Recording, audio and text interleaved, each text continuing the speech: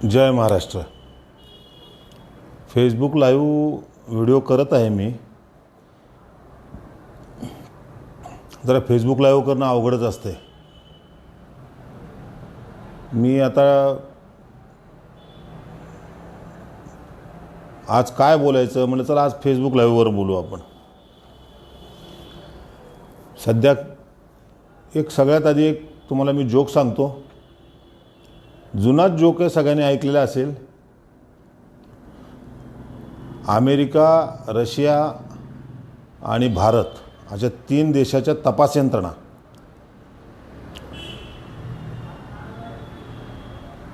एक हत्ती जंगलात हरवला याचा तपास करत असतात।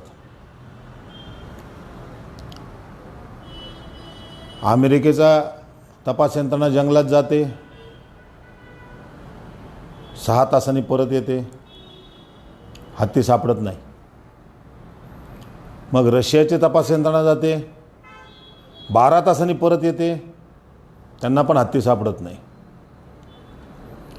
मग भारताची तपास यंत्रणा जाते, 12 तास होतात, 24 तास होतात, 2 दिवस होतात, 3 दिवस होतात, भारताची तपास यंत्रणा काही त्या जंगलाच्या बाहेर येत नाही। असं म्हणल्यानंतर अमेरिकेचे, रशियाचे सगळी तपास यंत्रणा, दोन्ही तपास यंत्रणा जंगलात जातात की भारताची तपास यंत्रणा कुठं अडकली म्हणून बघण्यासाठी। तर भारताची तपास यंत्रणा एका उंदराला उलटं टांगून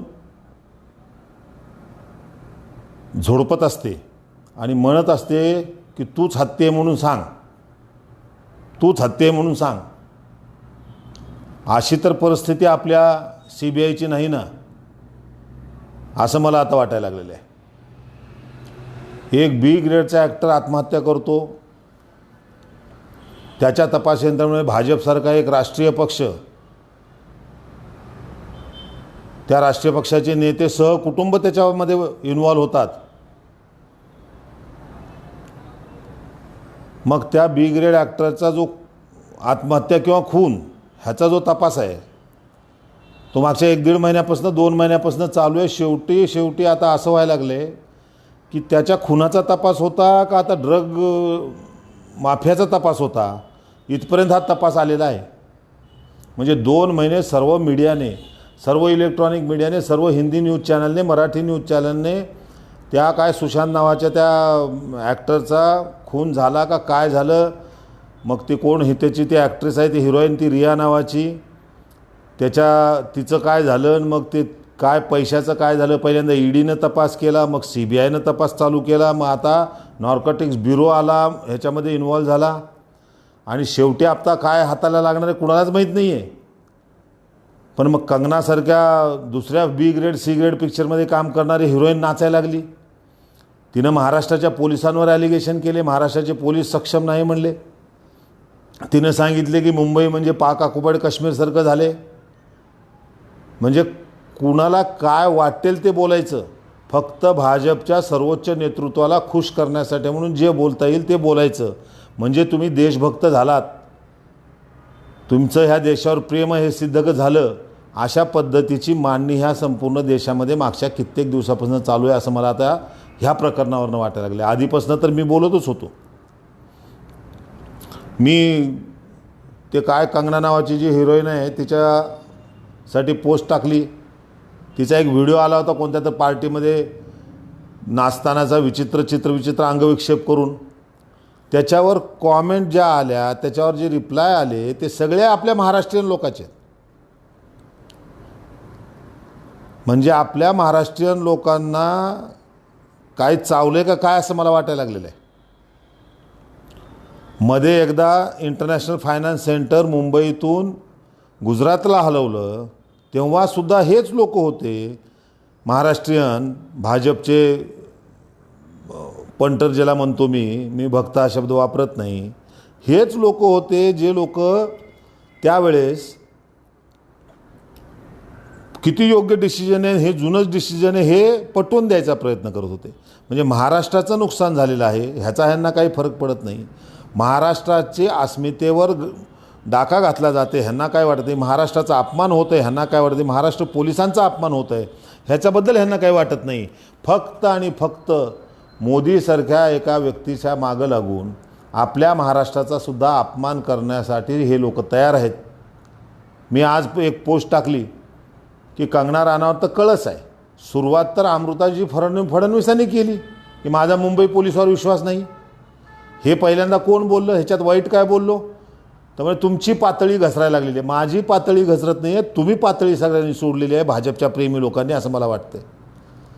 अहो, आज देशाच्या GDPचं वाटोळ झालं तर GDPमधलं तुम्हाला काय माहिती हा प्रतिप्रश्न असतो. GDP जर -24 गेलेली असेल तेही ऑर्गनाईज सेक्टरची.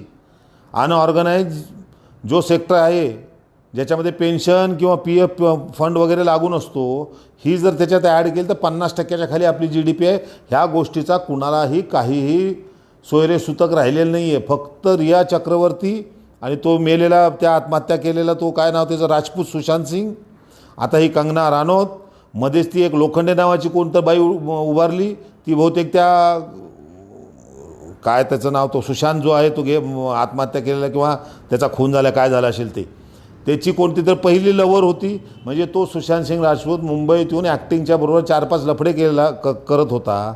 आणि त्याच्यासाठी एवढा जीव जाळण्याची गरज काय महाराष्ट्रीयन लोकांना किंवा भारत देशातील जनतेला?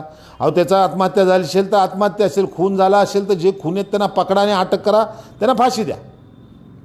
पण त्याच्यासाठी देशाच्या अमूल्य वेळ, देशाच्या नागरिकांचा अमूल्य वेळ वाया का घालवत आहे तुम्ही? आज कोरोनाचे जवळपास 40 लाख रुग्ण आपले झालेले आहेत. आज आपण देशात 2 नंबरवर 1-2 दिवसात पोचणार आहेत. ह्याचा कुठंतरी विचार केला पाहिजे. ह्याच्या बाबतीत कुठंतरी सिरियस होऊन विचार केला पाहिजे. हे झालं लांब. कोरोना तर आता कुणाला काही कोरोनाबद्दल वाटतच नाही आहे. कोरोना म्हणजे हा चलते रहेंगा म्हणल्यासारखं वेळ आलेली आहे. पण कुणीही हा देशाचा सिरियसली न विचार करता फक्त वरवरच्या गोष्टीवर, उथळ गोष्टींचा विचार करून, काही झालं, काही मिळालं नाही तर नेहरू गांधी परिवार, काही मिळालं नाही की हिंदुस्थान पाकिस्तान. आणि आता नवीन चालू झाले, मी 2-4 दिवसापासून मराठी पण काही चॅनलवर बघतोय की चीन आता घाबरणार आणि चीनला मारण्यासाठी काय पाणबुड्या आणायला लागले, तर पाणबुड्याचं हे व्हायला लागले. सगळं चांगली गोष्ट आहे. चांगले आपल्या देशाची सेना प्रबळ होण्याचं काम होत असेल तर अत्यंत चांगली गोष्ट आहे. पण त्याचा एवढा गाजावाजा करून चीन घाबरला, फलाना घाबरला, कोण कुणाला घाबरत नाही ह्या जगात.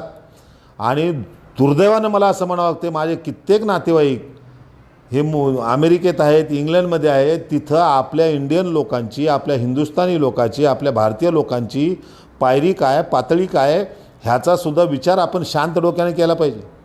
आपण तिथं 3rd किंवा 4th ग्रेड सिटीजन म्हणून जगतो अमेरिकेत, इंग्लंडमध्ये. आपल्याला तिथं 1st grade 2nd grade citizen म्हणत नाहीत.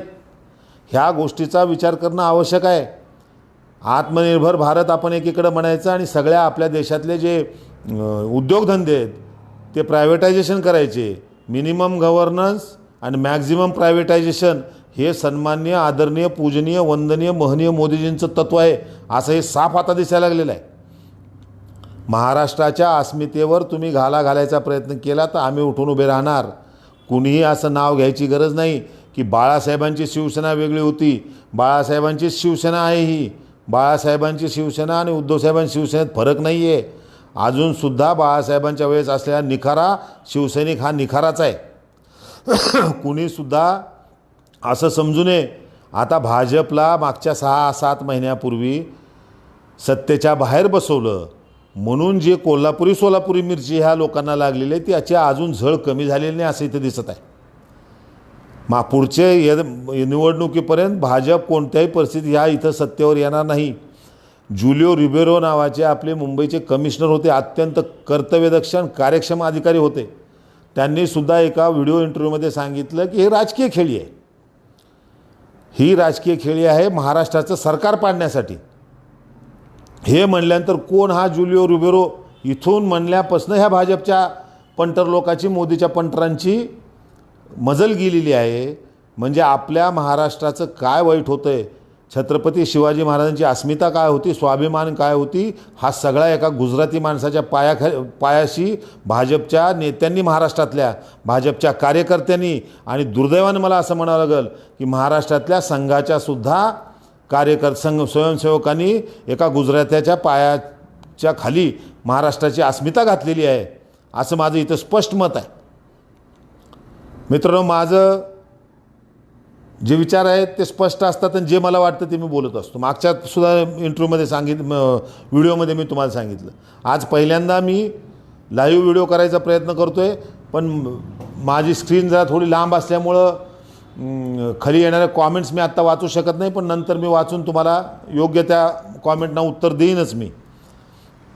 पण आज ही परिस्थिती संपूर्ण देशात असताना आपण देशाचा विचार न करता तद्दन फालतू अशा, म्हणजे मला आश्चर्य हे वाटतं आहे की आत्ता हिंदुत्व धोक्यात आहे असं जे लोक म्हणतात त्याच्यामध्ये 100% शिवसेनेचा एकही शिवसैनिक म्हणत नाही की हिंदुत्व धोक्यात आहे.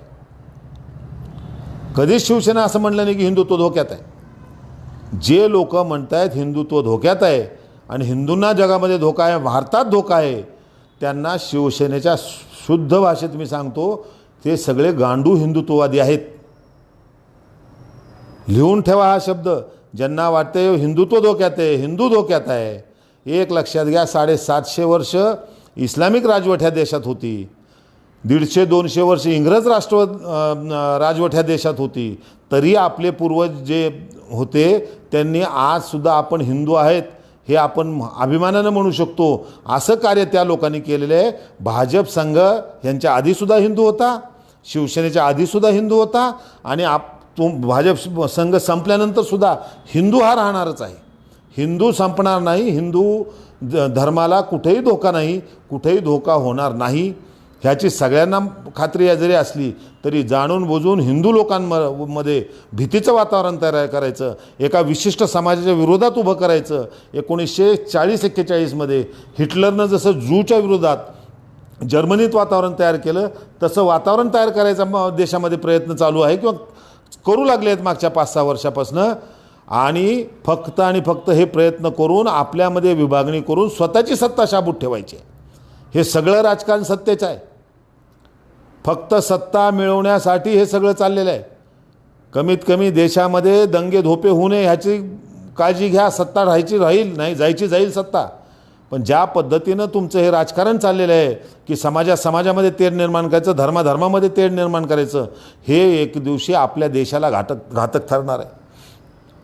GDP -24% गेली. आपल्या अर्थमंत्री म्हणतात ॲक्ट ऑफ गॉड. आपले पंतप्रधान म्हणतात की कोणताच देशानं घुसखोरी केली नाही, कोणती आपली पोस्ट गेली नाही.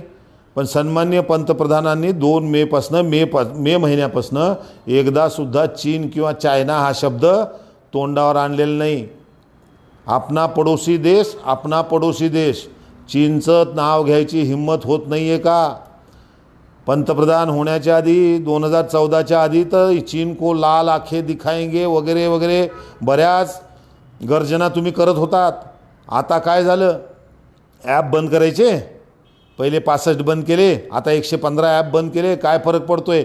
आजच मी कुठं तर बातमी बघितली की टिकटॉक हे ॲप आता जपानची कोणती तर कंपनी विकत घ्यायला लागली आणि परत टिकटॉकचं ॲप येईल म्हणे लवकरच. तसे हे ॲप जे बंद केलं तुम्ही ते दुसऱ्या देशाच्या कंपन्या विकत घेतील आणि परत आपल्याकडं तेच ॲप येतील. काय फरक पडत नसतो. बिझनेसमॅन आहेत. आज देशाची GDP मायनस होत असताना सन्माननीय अंबानी आणि अडाणी हे देशातले सगळ्यात 1 नंबर 2 नंबर श्रीमंत होत जगातले पण श्रीमंत लोक व्हायला लागलेले आहेत. ते कसे काय श्रीमंत व्हायला लागले? त्यांची संपत्ती कशी काय वाढायला लागली? बाकीच्यांची संपत्ती का वाढत नाही? जेव्हा आपल्या प्रोडक्शनचा GDP -37% 40%पर्यंत गेला आहे तेव्हा अंबानीचीच संपत्ती कशी वाढती? तेव्हा अडाणीचीच संपत्ती कशी वाढती? अडाणीलाच कसे काय सगळे पोर्ट दिले जातात? अडाणीलाच कसे एअरपोर्ट विमानतळ सगळे दिले चाललेले आहेत? कोयला घोटाळा झाला म्हणून 2014च्या आधी भाजपनं रान पेटवलं होतं की 2 लाख कोटी रुपयाचं कोल इंडिया झालं, कोयला घोटाळा झाला.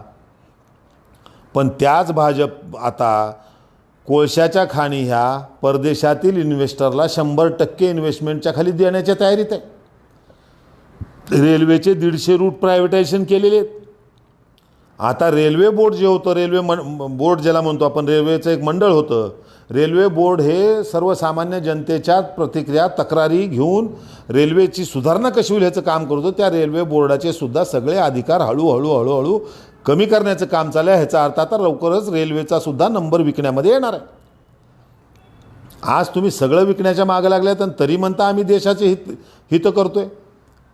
लगेच भाजपचे जे पंटर लोक आहेत, मोदीचे पंटर, लगेच म्हणतात की मागच्या काळात विकले नाही का, मागच्या पंतप्रधानांच्या काळात डिसइन्व्हेस्टमेंट झाली नाही का. 100% झाली, 100% डिसइन्व्हेस्टमेंट झाली. त्यांच्याही काळात डिसइन्व्हेस्टमेंट झाली. ती किती हजार कोटी झाली, किती वर्षामध्ये किती हजार कोटीची डिसइन्व्हेस्टमेंट झाली हे बघा. तुमच्या 6 वर्षात किती डिसइन्व्हेस्टमेंट झाली बघा. म्हणजे त्या लोकांनी चोऱ्या केल्यात, त्या लोकांनी चुका केल्यात, म्हणून तुम्हाला एक हाती सत्ता भारताच्या जनतेनं दिली. ती सत्ता योग्य वापरण्याच्या जागी त्यांच्यापेक्षा जास्त डिसइन्व्हेस्टमेंट करायचा, म्हणजे त्यांनी विकलं त्याच्यापेक्षा जास्त तुम्ही भारताला विकायचा प्रयत्न करायचा. ह्याच्यामध्ये तर कोणती मर्दमुकी नाही आहे, ह्याच्यामध्ये तर कोणता विषय नाही आहे. त्याच्यामुळं सर्वसामान्य नागरिकांनी भ्रमामध्ये राहू नये. जी झापड आपल्या डोळ्यासमोर लागली जाते टी व्हीवर, जो मी त्याला म्हणत असतो, हे टी व्हीवरनं आपल्याला माल विकला चालला आहे. 18 तास मोदीजी काम करतात. मला सहज प्रश्न पडला, बा 18 तास एखाद्या देशाचा पंतप्रधान नेमका 18 तास काम करतो म्हणजे काय करतो? एका पंतप्रधानाला काम काय असतं? एवढं मंत्रिमंडळ मोठं, 50-60 लोकांचं मंत्रिमंडळ असतं, प्रत्येक मंत्र्याला खाते असतात, त्या खात्याच्या ह्याच्यातनं सगळं होत असतं. पॉलिसी डिसिजन तुम्हाला घ्यायचे, त्याला 18 तास कशासाठी लागतात? तुम्ही काय पॉलिसी डिसिजन घेताय? 370 कलम हटवलं, अत्यंत चांगलं आहे. 35A हटवलं, अत्यंत चांगलं आहे. राम मंदिरचं भूमिपूजन झालं, फार चांगलं केलं. वेळ चुकली. देशामध्ये कोरोनाचा कहर असताना तुम्ही राम जन्मभूमीचं भूमिपूजन केलं. भूमिपूजन व्हायला पाहिजे होतं का? 100% व्हायला पाहिजे होतं, पण तुमची वेळ चुकली. तुम्हाला घाई झाली होती, म्हणून तुम्ही ते भूमिपूजन केलं. चांगली गोष्ट आहे. बाकी सर्वसामान्य जनतेच्या पोटात काय पडणार आहे का? 20 लाख कोटीचं पॅकेज जाहीर करून सर्वसामान्य जनतेला काय मिळालं? मायग्रेटेड लेबर, जे परप्रांतीय मजूर होते ते बिचारे रडत मरत गेले 1200 1500 किलोमीटर प्रवास करून. त्यांच्यासाठी काय पॅकेज मिळालं? तर म्हणले मनरेगामध्ये 200 दिवस काम देऊ, रोज 200 रुपये मजुरी आहे मनरेगामध्ये. 200 दिवस काम दिल्यानंतर 200 रुपये प्रत्येकी मिळणार, तर 40,000 रुपये वर्षाचे होतात. तुम्ही हिशोब घाला महिन्याला किती पडायला लागलेत. ह्या सगळ्या गोष्टींचा विचार करायला पाहिजे का नाही करायला पाहिजे? आणि आपण जर ह्या गोष्टी बोलायला गेलो, जसं माझ्यासारखा माणूस बिंदास बोलतो की हे असं व्हायला लागले बाबा बघा, तर लगेच मोदी विरोधी झाला म्हणजे मोदी देशद्रोही झाला. देशद्रोही तर आता खारमोऱ्याच्या गाड्यावर मिळाल्यासारखं देशद्रोही पद मिळायला लागले. त्याला आता कोण भेट नाही आहे आणि कोणी भ्यायला पण नाही पाहिजे. मला जे सत्य वाटते ते मी सत्य बोलणार, जे सत्य दिसते ते मी सत्य बोलणार. पण ज्या पद्धतीनं ह्या देशाचं सध्या वातावरण चालू आहे, ह्या देशाला कुठंतरी संपवण्याच्या मागं हे केंद्र शासन लागलेलं आहे का, ही भावना माझ्या मनात यायला लागलेली आहे. तुम्ही सर्वांनी ह्या गोष्टीवर कॉमेंट द्या. मी कॉमेंटला उत्तर देणे मगाशी पण सांगितले. पण ह्या गोष्टीचा विचार करा. GDP काय असती हे जर माहीत नसेल तर त्याच्यावर कॉमेंट पण करू नका. GDP मायनस गेल्यामुळं, GDP कमी झाल्यामुळे देशाचं काय नुकसान होतं आहे? तुमची GDP कमी झाल्यानंतर इतर देश काय विचार करत असतात? फक्त बोलल्यानं आणि भाजप IT सेलच्या आलेल्या पोस्ट, वेगवेगळ्या पद्धतीनं आलेल्या पोस्ट कॉपी पेस्ट करून फॉरवर्ड केल्यानं आपण देशाचे फार मोठे हितचिंतक असतो, किंवा आपलं देशावर फार जास्त प्रेम आहे आणि आपल्या एवढं प्रेमच देशावर कुणाचं नाही, असा गैरसमज तुम्ही करून घेऊ नका. बरेचसे ॲप आहेत. आता मी 1-2 ॲप तुम्हाला सांगू शकतो, फेसबुकवर वगैरे ते टाकत असतात. opindia.com, credibleindia.com, हे सगळे ज्या पोस्ट आहेत, ह्या सगळे जे ॲप साईट्स आहेत, ह्या सगळ्या भाजप IT सेलनं तयार केलेल्या साईट आहेत, असं माझं स्पष्ट मत आहे. आणि त्या सगळ्या वेगवेगळ्या साईटवरनं सेम एकच बातमी तुमच्या डोक्यावर बिंबवण्याचा प्रयत्न करून तुम्हालाच असं वाटायला चालू होतं की हे सगळं खरं आहे. म्हणजे हिटलरनं जनरल गोबेल्स नावाचा जो होता, गोबेल्सची थेअरी ज्याला म्हणतात, की एकच गोष्ट कायम तुमच्यासमोर बोलली गेली, कायम तुमच्या डोक्यात भिनवली गेली, कायम त्या गोष्टीचा भडीमार तुमच्यावर झाला, तर ती काही वेळानंतर ती गोष्ट खरी आहे अशी वाटायला लागती. तशी ही मोदी सरकारची आणि केंद्र शासनाची आणि सन्मान्य, आदरणीय, पूजनीय, वंदनीय मोदीजींचं केलेलं आहे या भाजप IT सेलनं. भाजपवाल्यांनी आपल्या डोक्यामध्ये भ्रम घातलेला आहे की मोदी म्हणजे असे, मोदी म्हणजे तसे. हे सगळे फक्त आणि फक्त हे जे सगळं गोबेल्सची नीती आहे ही वापरून कुठंतरी एक बागुलबो आपल्यासमोर उभा केलेला आहे की हे फार चांगलं सरकार चाललेलं आहे. काय सरकार चांगलं चाललेलं आहे? JEE नीटच्या परीक्षा तुम्ही घेताय, कशासाठी घेताय? मान्य आहे 1 वर्ष वाया जाऊ शकतं, मान्य आहे की जर ह्या वर्षाचे विद्यार्थी पुढच्या वर्षात गेले तर पुढच्या वर्षी डबल ॲडमिशन व्हायची शक्यता आहे, 100% मान्य आहे. पण लेकरांच्या जीवापेक्षा परीक्षा महत्त्वाची आहे का? नाही. पण आम्हाला परीक्षा घ्यायची आहे. का घ्यायची आहे? तर आम्हाला जगाला दाखवायचं आहे की आम्ही आता नॉर्मल लाईफकडे चाललेलो आहे. जगाच्या कानात बिड्या नाही आहेत. जगालासुद्धा माहिती आहे की देशात आपल्या कोरोनाचे पेशंट किती वाढायला लागलेत. आज फक्त सरकारी यंत्रणेवर, गव्हर्मेंट हॉस्पिटल्स, पब्लिक हेल्थ सर्व्हिसवर जे काय चालले ते चालले. प्रायव्हेट हॉस्पिटलचा जो विषय आहे, प्रायव्हेट हॉस्पिटलमध्ये तुम्ही जाताल, 5 स्टारमध्ये चहा प्यायला जाताल, तुम्हाला 200 रुपये चहाचा कपाची किंमत आहे. तुम्ही प्रायव्हेट हॉस्पिटलमध्ये ॲडमिट होताल, तुम्हाला त्या हॉस्पिटलच्या हिशोबाने पैसे द्यावे लागतील. तरीही महाराष्ट्र शासनानं स्पष्ट सांगितलेलं आहे की आम्ही सांगतो त्या रेटमध्येच कोरोनाचा पेशंट ॲडमिट करा. महाराष्ट्र शासनानं तेवढं तर एक चांगली गोष्ट केली की कमीत कमी पैशात करा. प्रायव्हेट हॉस्पिटलच्या सर्व डॉक्टर्सचं नुकसान होणार आहे का? 100% होणार आहे. पण जेव्हा एवढी मोठी महामारी आलेली आहे, पॅन्डेमिक जेव्हा संसर्ग आलेला आहे, तेव्हा 4 पैसे स्वतःच्या खिशातले गेले. चॅरिटी बिगिन्स फ्रॉम होम ह्या पद्धतीने सुद्धा प्रायव्हेट दवाखान्यातील डॉक्टर्ससुद्धा मदत करत आहेत. नाही असं नाही. पण ह्या सगळ्या गोष्टीचा केंद्र. परवा अजून एक बातमी आली, म्हणजे ही बातम्या सगळ्या हे मीडियावाले वगैरे सगळे पेड मीडिया आहे भाजपची. हिंदी चॅनल किंवा इंग्लिश चॅनल जे काय आहेत, मराठी चॅनल्ससुद्धा आजकाल तसे झाले दिसू लागलेले आहेत. ही पेड मीडिया आहे. PM केअर फंडामध्ये सर्वप्रथम मोदीजींनी 2.25 लाख दिले. वा वा, फार छान केलं, अभिनंदन मोदीजींचं. पण 2.25 लाख रुपये तुम्ही दिलेत ना, मग इतरांनी काय काय दिलेत ते पण दाखवा. राजीव गांधी फाउंडेशन नावाची कोणती तरी एक फाउंडेशन आहे, त्याला चीननं पैसे दिले, त्याला मेहुल चोक्सीनं पैसे दिले, फलाण्याने पैसे दिले. हे तुम्ही सगळे बोंबाबोंब करत असता. तुमचं ते काय नाव त्यांचे, पात्रा, ते करत असतात. त्यांचं कामच आहे, ते त्यांची ड्युटी आहे, ती त्यांची रोजीरोटी आहे म्हणा तुम्ही.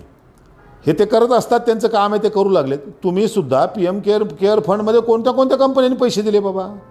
विवोने किती पैसे दिले चायनाच्या, हे पण सांगा ना. त्याच्यामध्ये पैसे तुम्ही 2.25 लाख कोटी दिलेले का सांगते तुम्ही? मला नका सांगू. मग तुमचं अभिनंदन करतो आम्ही, तुमचे 2.25 लाख कोटी तुम्ही पहिल्यांदा दिलेत. बाकीच्यांनी पण पैसे दिले, सांगा ना. ह्याने एवढे दिले, काय खर्च केला सांगू नका, सांगा ना. उर्जित पटेल राजीनामा देऊन गेले, त्याच्या आधी रघुराम राजन राजीनामा देऊन गेले, 2-3 रिझर्व्ह बँकेचे गव्हर्नर राजीनामा देऊन दिले. का गेले ते निघून? कशामुळे राजीनामा दिला हे तुम्ही सांगायला पाहिजे. आता जे गव्हर्नर आलेले आहेत ते अर्थशास्त्रज्ञ आहेत का? अर्थशास्त्राचा त्यांचा काही संबंध आहे का हे पण सांगा. काय शशीभूषण काही तर नाव आहे त्यांचं, IAS ऑफिसर आहेत, ते पण तुम्ही सांगायला पाहिजे. जनतेला काय वेडेबिडे समजायला लागलेत का तुम्ही? का जनतेनं तुम्हाला निवडून दिले म्हणजे तुमचा विषय संपला जनतेचा? पुढच्या इलेक्शनपर्यंत, पुढच्या इलेक्शनला बघू, एखादा बॉम्बस्फोट वगैरे घडवून आणू किंवा दंगाबिंगा घडवून आणू, नंतर आमची इलेक्शन करू, अशा विचारमत्ता आहे का? विचाराची तुमची पद्धत आहे का? की त्या पद्धतीनेच तुम्ही सगळं करणार आहेत का? रिझर्व्ह बँकेकडनं किती पैसे तुम्ही उचलले मागच्या 6 वर्षामध्ये?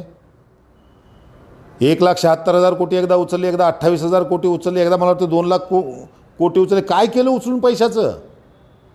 झालं काय? काय पेट्रोल डिझेलचे तुम्ही मध्ये भाव वाढवले. आज 90 रुपये लिटर पेट्रोल झालेले, 80-85 रुपये लिटर डिझेल झालेले. आता महागाई नाही वाटत का? मी तर मध्ये एक पोस्ट टाकली होती, बस हो गई महंगाई की मार, इसके बाद नहीं चाहिए मोदी सरकार. ही परिस्थिती आता देशात निर्माण झालेली आहे.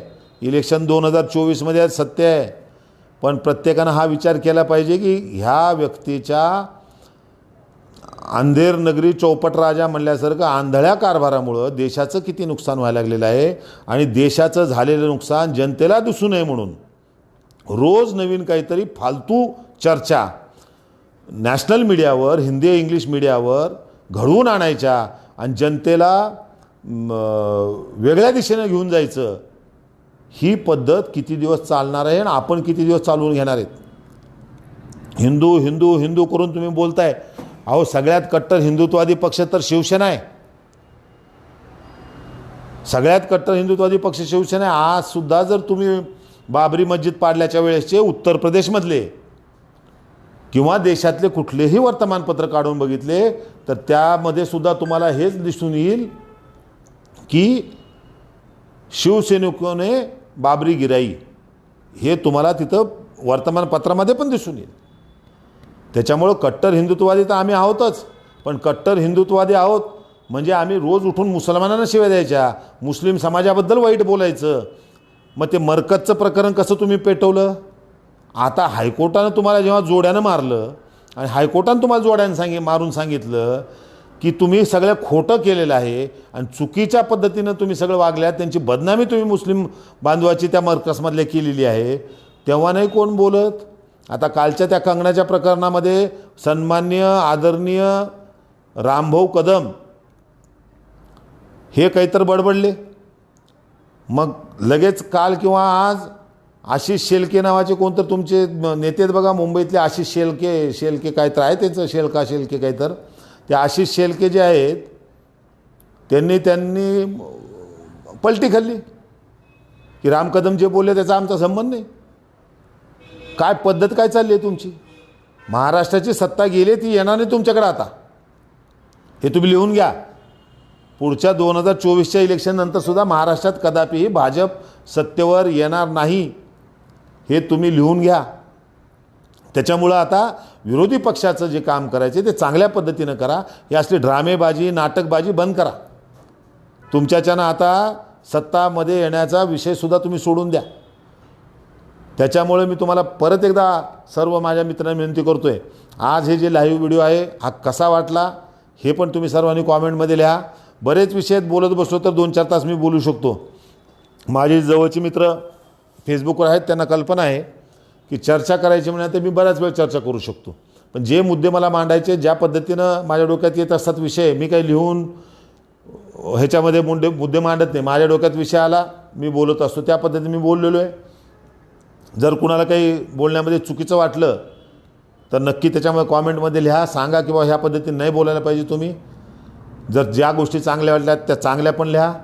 मी मागच्या व्हिडिओमध्ये तुम्हाला सांगितलं होतं की सेंट्रल व्हिस्टा प्रोजेक्ट ह्या विषयावर मी एक व्हिडिओ करणार आहे, नक्कीच करणार आहे. फक्त त्याची काही माहिती घेण्याचं माझं काम चालू आहे की सेंट्रल व्हिस्टा प्रोजेक्ट काय आहे काय नाही, थोडीशी कल्पना मी तुम्हाला आधी दिलेली आहे. लवकरच ते सुद्धा व्हिडिओ मी बनवतोच आहे. तर मित्रांनो, सर्वांना जय महाराष्ट्र आणि कॉमेंट द्या, म्हणजे पुढच्या व्हिडिओमध्ये अजून मी सुधारणा चांगली करेन. कोणते दुसरे विषय घ्यायचे असतील तर ते पण सांगा. आणि महाराष्ट्राची अस्मिता जर कोण दुखवण्याचा प्रयत्न करत असेल, महाराष्ट्राबद्दल कोण वाईट बोलत असेल, मग तो महाराष्ट्रातला असो किंवा महाराष्ट्राच्या बाहेरचा असो, महाराष्ट्राच्या बाहेरच्याच माणसांनी जर महाराष्ट्राची अस्मिता दुखावली तर काही परिणाम होतील असं नाही. महाराष्ट्रातील जरी असेल तरी त्याचे वाईट परिणाम होणार आहेत, हे प्रत्येकाने लक्षात ठेवा. जय हिंद, जय महाराष्ट्र, धन्यवाद.